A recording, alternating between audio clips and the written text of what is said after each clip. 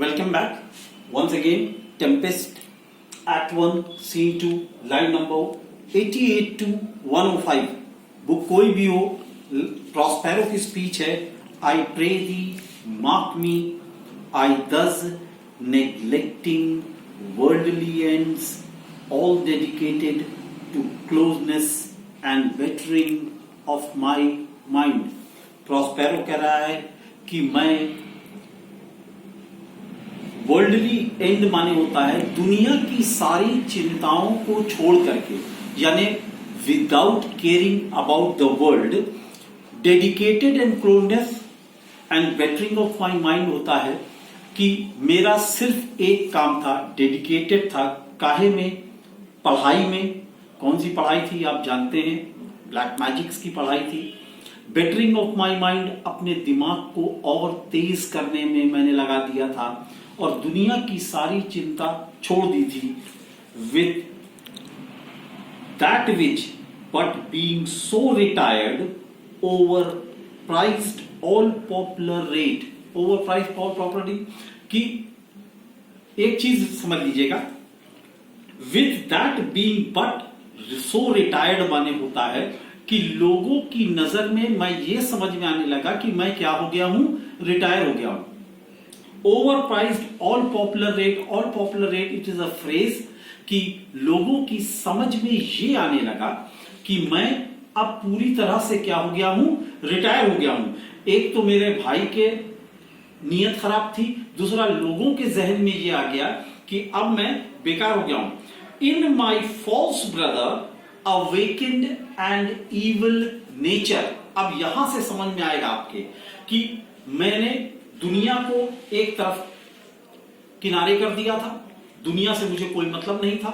मैं सिर्फ क्या करता था, सिर्फ पढ़ाई करता था, अपने दिमाग को, अपने जहन को तेज करने की कोशिश करता था, अपनी आर्ट को और परफेक्ट कर रहा था.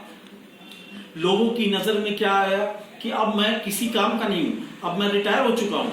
और इस ख्याल जो लोगों की नजर में था कि अब मैं रिटायर हो गया हूं, इस चीज ने मेरे भाई के अंदर एक गलत बात को पैदा कर दिया. वो गलत बात क्या थी? And my trust like a good parent. ये वर्ड को याद रखिएगा. इंग्लिश में बहुत मशहूर कहावत है कि आपने देखा होगा कि पेरेंट्स अपने बच्चों पर बहुत भरोसा करते हैं. वो उनको पैसे देते हैं, वो उनको गाड़ियां देते हैं, वो उनको कीमती से कीमती सामान दिलाते हैं, सिर्फ इसलिए ताकि बच्चे क्या रहें, खुश रहें. लेकिन इसी चीजों का, इसी पैसों का, इसी गाड़ियों का और इसी लग्जरी चीजों का बच्चे क्या करते हैं, गलत इस्तेमाल करते हैं. तो गलती पेरेंट्स की नहीं है, गलती किसकी है? बच्चों की है. क्यों? वो जो चीज हमने मोहब्बत में आपको दे रखी है, आप उसका गलत इस्तेमाल करते हो. प्रॉस्पेरो कह रहा है कि मेरी मोहब्बत में की वजह से मेरे भाई के अंदर एक गलत चीज, एक गलत ख्यालात, एक गलत विचार आने लगा. और वो विचार क्या था? Did beget him a falsehood in its contrary as great as my trust was. कि मीन्स जितना कॉन्ट्रेरी माने उल्टा, यानी जितना मेरा विश्वास था उतना ही उल्टा वो सोचने लगा. कॉन्ट्रेरी माने क्या होता है? उल्टा. यानी कि अगर मेरा विश्वास इतना था तो वो इसके बिल्कुल ऑपोजिट सोचने लगा. यानी मैं उसके लिए अच्छा सोचता था, वो मेरे लिए क्या सोचने लगा? गलत सोचने लगा. Which had indeed no limit. Which माने क्या होता है? ट्रस्ट है यहां पर, कि मींस मेरा जो ट्रस्ट था वो अनलिमिटेड था. लेकिन दिक्कत क्या थी? मैं उसको पॉजिटिव वे में चाहता था, वो उस चीजों को नेगेटिव वे में ले रहा था. बिल्कुल वही बात है, like a good parents. And confidence sans bound. Sans bound Shakespeare ने कई जगहों पर यूज किया है ये word sans. Sans bound means होता है कॉन्फिडेंस. मेरे अंदर जो विश्वास था उसके ऊपर, अपने भाई के ऊपर, it was unlimited. Without any bound means होता है विदाउट एनी लिमिट. शेक्सपियर का एक बहुत मशहूर स्पीच है एज यू लाइक इट में उन्होंने, आपने पढ़ा भी होगा आपको, तो बहुत मशहूर है, all the world is a stage and all men and women merely players. उसमें लास्ट लाइन में वो कहते हैं sans teeth, sans taste, sans tongue and sans nothing. Sans माने होता है कुछ भी नहीं, nothing, without any bound. Sans bound means होता है विदाउट एनी लिमिट। क्या था? मेरा विश्वास विदाउट एनी लिमिट था। He being thus lauded not only with my revenue yielded, revenue माने आप जानते हैं पैसा होता है, कि लॉर्ड माने वो क्या हो गया था, अब उसके पास सिर्फ मेरा पैसा ही नहीं था, बल्कि रेवेन्यू माने क्या होता है आपने मालूम होगा, जो टैक्स हम देते हैं वो कहां जाता है? गवर्नमेंट के पास जाता है। उस जमाने में सारे टैक्सेस किसके पास जाते थे? किंग के पास जाते थे। और इसी तरह से जो ड्यूक होता था उसके पास भी क्या होता था? टैक्स जाता था। तो ये कह रहा है कि not only with what my revenue yielded but what my power might else extract, यानी कि अब उसके पास मेरा पैसा भी था और मेरी ताकत भी थी, तो अब दोनों चीजें उसके हाथ में थी। Like one who is having into truth by telling of it made such a sinner of his memory. ये बात याद रखिएगा, ये एक अजीब तरह की चीज है। कहा जाता है कि एक इंसान अगर जब झूठ बोलता है या कुछ नकल करता है तो धीरे धीरे वो उस बात पर विश्वास करने लगता है कि वो सही है।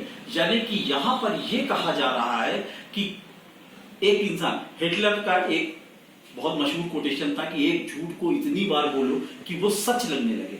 यहां पर कह रहा है प्रॉस्पेरो कि like one who is having into truth by telling of it made such a sinner of his memory to credit his own life. यानी कि एक इंसान जब कभी किसी झूठ को बोलता है या किसी झूठ को प्रिटेंड करता है, वो धीरे धीरे उसको यकीन होने लगता है कि वो खुद झूठ नहीं है, बल्कि झूठ भी जो है वो क्या है? सच है। यानी वो झूठ को सच मानने लगता है। यहां पर इतनी सी बात कह रहे हैं शेक्सपियर, प्रॉस्पेरो कहना चाह रहा है, सॉरी, कि उस आदमी ने ड्यूक की एक्टिंग करते करते वो ये भूल गया कि वो ड्यूक नहीं है, बल्कि in his memory he made a sinner of his life. माने अपनी ही झूठ पर इतना विश्वास कर लिया कि उसको लगने लगा कि वो एक नकली ड्यूक नहीं है, एक रिप्लेसमेंट नहीं है, बल्कि वो एक ओरिजिनल ड्यूक है। फिर से पढ़िएगा, like one who having into truth by telling of it made such a sinner of his memory to credit his own life। यानी कि वो इंसान अपने ही झूठ को क्या करने लगा? सच मानने लगा। He did believe he was indeed the duke। यानी कि अब वो क्या यकीन करने लगा था कि वो ड्यूक, खुद भी ड्यूक है, खुद ही एक ड्यूक है। Out of substitution, out of substitution, substitution माने क्या होता है? जब किसी की जगह पर हम किसी को रख देते हैं उसको बोलते हैं सब्स्टिट्यूट। यहां पर कहा जा रहा है कि वो अपने आप को सब्स्टिट्यूट नहीं मानता था, वो अपने आप को अब ये मानने लगा था कि वो एक ड्यूक है, न कि एक सब्स्टिट्यूशन है। And excluding the outward face of royalty with all prerogative, hence his ambitious growing. Prerogative माने होता है प्रिविलेजेस। अच्छा, वो कह रहा है कि एक तो उसके पास शान और शौकत थी, इज्जत थी, रिस्पेक्ट थी। प्रिविलेज माने यही होता है, रॉयल्टी, रिस्पेक्ट। और इन सब चीजों के साथ वो ये समझने लगा कि वो एक सब्स्टिट्यूट नहीं है, बल्कि वो एक क्या है? एक ड्यूक है। फिर क्या कहता है? Hence his ambition growing. You know what is an ambition? Ambition कहते हैं महत्वाकांक्षा। What is a महत्वाकांक्षा? जब हम अपनी हैसियत से ज्यादा किसी चीज को सोचने लगते हैं तब उसको क्या कहते हैं? एम्बिशन कहते हैं। अब उसके बाद कहता है to have no screen between this part he played and him he played it for। यानी कि एक बार जब उसको ये समझ में आ गया कि वो नहीं चाहता था कि उसके और उसके राज्य के बीच में कोई आए, क्योंकि अभी तक वो क्या कर रहा था, सामने वो ड्यूक था, स्क्रीन के पीछे कौन ड्यूक था, प्रॉस्पेरो ड्यूक था। तो नेचुरली अब वो उसके दिमाग में ये बात बैठ गई थी कि मैं एक सब्स्टिट्यूशन नहीं हूं, बल्कि मैं क्या हूं, एक ओरिजिनल ड्यूक हूं। और वो अपने आप को एक ड्यूक मानने लगा था। क्यों? उसके पास इज्जत थी, उसके पास ताकत थी, उसके पास पैसा था, और उसके पास सबसे बड़ी बात क्या थी, उसके पास पूरे ऑफिसर्स थे। इसके पहले का वीडियो नहीं देखा हो तो देख लीजिएगा। इसके आगे मैं आपको कुछ ऐसी चीजें बताना चाहता हूं जो कि बहुत इंपॉर्टेंट होगी। तो टिल देन मैंने आपको बताया एक एक पैराग्राफ छोटा रखूंगा ताकि आप ज्यादा बोर ना हो, और धीरे धीरे एक एक पैराग्राफ को पढ़ लें। This is line number 88 to 105, Prospero की स्पीच है। Have a nice day and God bless you.